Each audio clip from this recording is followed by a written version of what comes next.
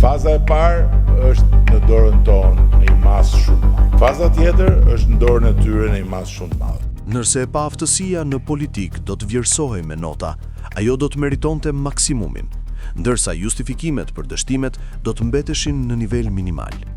Në këtë kontekst, në qendër të kritikës vendoset Edi Rama, i cili ka dështuar në një provë të rëndësishme politike.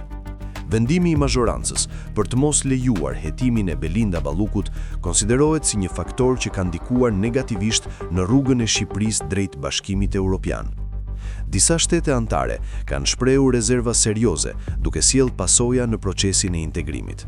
Ndërkohë, në vend që përgjegjësia të merret nga qeveria, Rama fajson opozitën duke pretenduar se ajo po dëmton imazhin e vendit në arenën ndërkombëtare.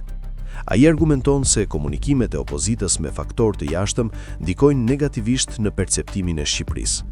Megjithatë, kjo qasje shihet si kontradiktore, pasi nga njëra anë pranohet se institucionet europiane janë të mirë informuara dhe nuk manipulohen lehtë, ndërsa nga ana tjetër pretendohet se ato ndikohen nga deklaratat e opozitës.